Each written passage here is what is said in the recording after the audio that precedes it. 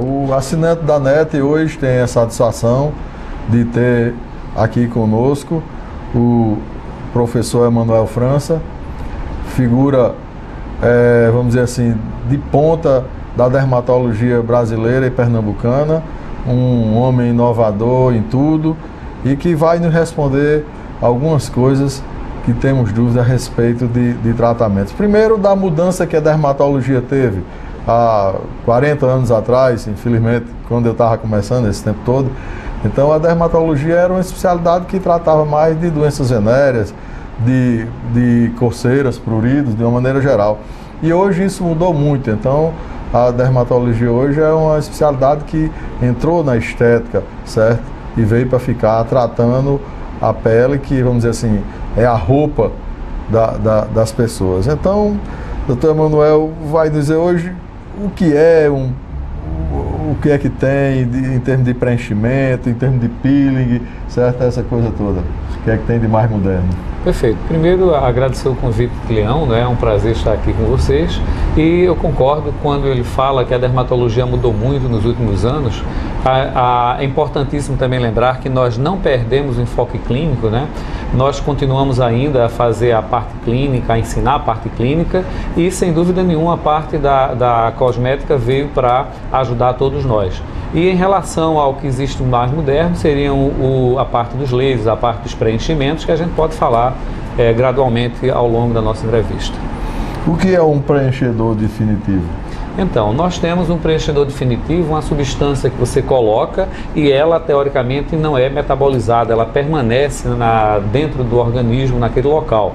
Os mais conhecidos são o PMMA, que é o metacrilato, acrilamida, são muito usados, o siloxane. Essas substâncias, então, elas têm a sua finalidade, embora nós saibamos que algumas vezes podemos ter algumas complicações, não sempre necessariamente com alguns dos preenchedores definitivos.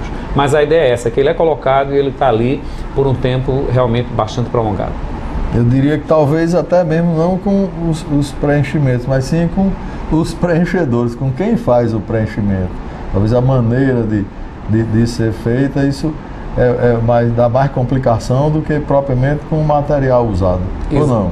Concordo com você. Eu acho que em relação ao metacrilato, por exemplo, ele tem sido usado com sucesso, por exemplo, os pacientes com AIDS, né, que fazem o tratamento HART e às vezes tem uma necessidade de fazer um preenchimento assim de forma que passe a colocá-lo do ponto de vista social de uma maneira mais adequada, tem a sua finalidade. E algumas vezes, realmente, colegas às vezes colocam o PMMA em grande quantidade no lábio, por exemplo, e pode causar alguns transtornos. Então, você realmente lembrou que, de acordo com a finalidade, como ele é usado, a gente pode ter mais problemas ou não.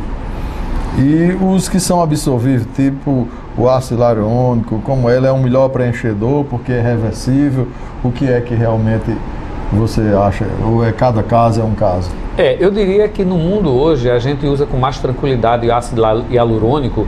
Por que razão? Porque ele tem uma compatibilidade com os tecidos, embora ele vá durar em média de 6 meses a 1 ano, mas eu diria que é uma substância mais segura, embora também possa ter alguns problemas eventualmente, mas há um consenso, pelo menos na dermatologia como um todo, que nós devemos usar com mais liberdade o ácido hialurônico, sem dúvida nenhuma. E os peelings químicos na pele? Os peelings químicos, eles são fantásticos. Eu acho que o que se ganhou hoje em dia foi você fazer uma gradação diferente em peelings químicos. Por exemplo, você vai do fenol, que é um peeling extremamente forte, né?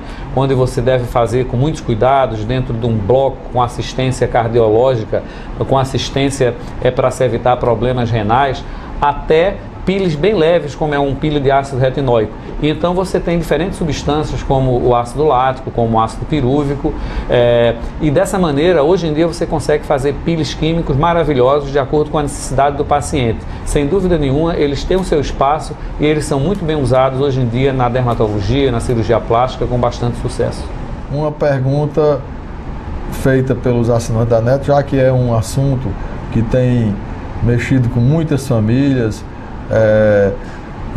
a tatuagem. Uma coisa que era pouco incomum na nossa época, hoje em dia a gente vê numa frequência muito grande, quase todas as pessoas têm uma tatuagem, ou com o nome do namorado, ou com o coração, ou com a figura que ela acha que é mais bem feita, e isso, de uma maneira geral, era tido como irreversível. Então, o que é que tem a dermatologia, através de laser, através de outros tipos de tratamento, para que se remova isso?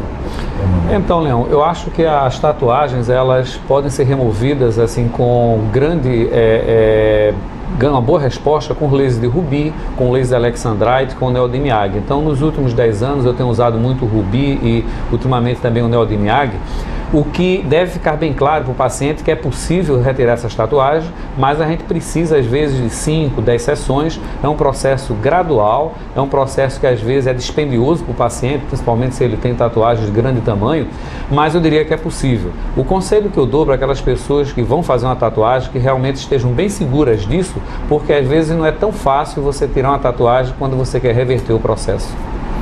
E nessas manchas vasculares de face, tipo neovaso, que a velhice vai trazendo, assim, em área de nariz ou até em testa mesmo, o que é que o laser pode fazer a respeito disso? Então, nós temos tido muito sucesso com esses pequenos vasos, as telangiectasias do nariz, da face, com o flash pump de pulse dye laser, que nós chamamos, e também com a luz intensa pulsada. O que acontece então é que a oxihemoglobina, ela absorve bem essas radiações e você consegue colabar esses pequenos vasos. Eventualmente, alguns deles podem recrudescer, mas quase sempre a gente tem uma resposta satisfatória por um tempo bastante prolongado. Como o assinante da NET sabe, eu faço cirurgia plástica e às vezes não tem como a gente operar uma cirurgia em homem, e no lift facial, quando há essa tração, nós trazemos a barba aqui para trás da orelha, e é preciso que haja uma depilação, que se ela for definitiva é melhor. O que é que se pode fazer em termos de laser para depilação, principalmente nessa área? Então, Leão, hoje em dia você tem basicamente alguns lasers que são usados para pelo. Você tem o rubi, o alexandrite de pulso longo, o diodo e a luz intensa pulsada. Todos eles são eficientes, mas nós precisamos de fazer pelo menos de 3 a 5 sessões. Observe que eu falo pelo menos, porque a mídia ela tem colocado de que você faz uma depilação definitiva e muitas vezes o cliente acha que com 1, 2, 3 sessões você vai ter esse objetivo. Obviamente tem que ficar bem claro, quanto mais sessões você fizer, mais perto você vai chegar dessa realidade. Mas com certeza as respostas são gratificantes, não só para essa área que você citou, como também em qualquer região que haja um pelo indesejado. Para a flacidez de face, a perda de colágeno, de fibroblasto, entendeu? O uso de infravermelho, radiofrequência, DMA, o que é que tem se feito assim, de mais moderno? Eu acredito que tanto a radiofrequência como o infravermelho, eles vão ajudar muito em relação à flacidez, porque há uma contração do colágeno e você precisa, principalmente na região aqui malar, na região do pescoço, de pacientes que não podem ou não querem optar por um lift tradicional que você poderia fazer. Então, esses pacientes podem ser beneficiados tanto pela radiofrequência como com o infravermelho, e os dois são bastante satisfatórios. Esses métodos não invasivos, eles são realmente assim que prolongam a gente a fazer a cirurgia e tem uma validade muito grande. Então, agradecer ao professor Emanuel, e em outra oportunidade estaremos com eles aqui. Obrigado. Eu só tenho a agradecer. Um grande abraço para vocês todos.